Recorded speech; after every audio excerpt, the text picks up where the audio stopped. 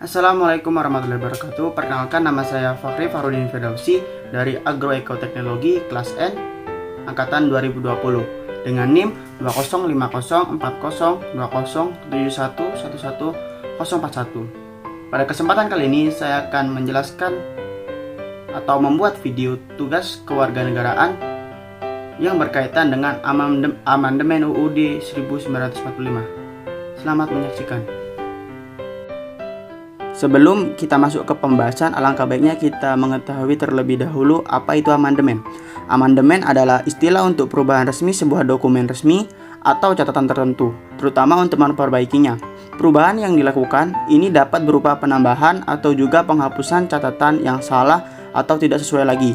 Umumnya, amandemen merujuk pada perubahan perundang-undangan sebuah negara konstitusional.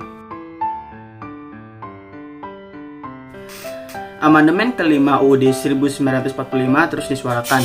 Meski demikian, keinginan kembali ke UUD 1945 yang asli alias sebelum pasal-pasal di amandemen juga banyak disuarakan.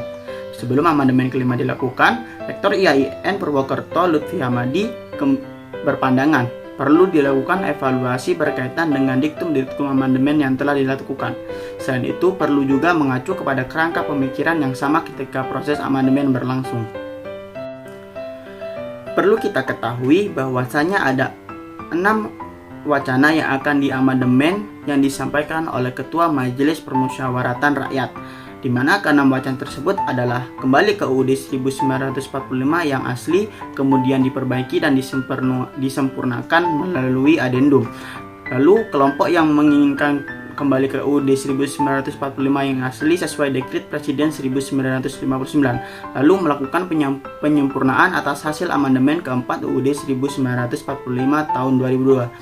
Lalu perubahan total atas UUD 1945 hasil amandemen keempat pada 2002, mendorong amandemen terbatas dan mendorong untuk lahirnya kembali garis-garis besar haluan negara.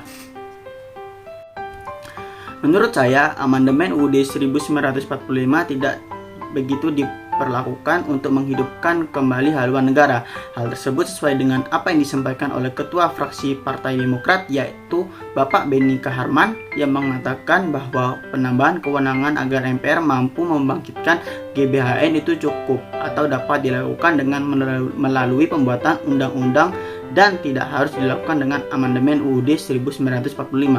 Dikarenakan rencana amandemen UUD 1945 untuk menghidupkan negara akan dikhawatirkan akan menjadi bola liar.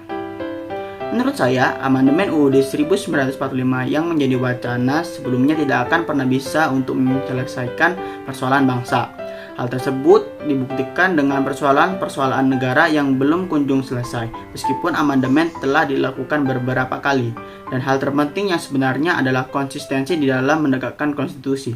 Di dalam wacana amandemen UUD 1945, menurut saya belum atau tidak ada urgensi bagi MPR untuk melakukan amandemen di dalam menghidupkan GBHN. Hal tersebut dikarenakan amandemen UUD 1945 itu bukan menjadi suatu kebutuhan negara pada saat ini. Amandemen ini hanya diperlukan jika ada norma yang terdapat di dalam undang-undang yang harus dan perlu diubah. Sehingga menurut saya, dibanding dengan sebuah kebutuhan, wacana amandemen UUD 1945 lebih kepada sebuah keinginan. Selain itu, rencana amandemen konstitusi juga harus terlebih dahulu melalui pertimbangan masukan publik. Pilihan amandemen UUD 1945 juga harus didasarkan rasionalitas dan kepentingan suatu bangsa. Sementara amandemen konstitusi bukan merupakan suatu kebutuhan yang sangat mendesak pada kondisi saat ini. Sekian dari saya, Fakhri Farudin Firdausi. Kurang lebihnya mohon maaf. Terima kasih telah menonton. Dan wassalamualaikum warahmatullahi wabarakatuh.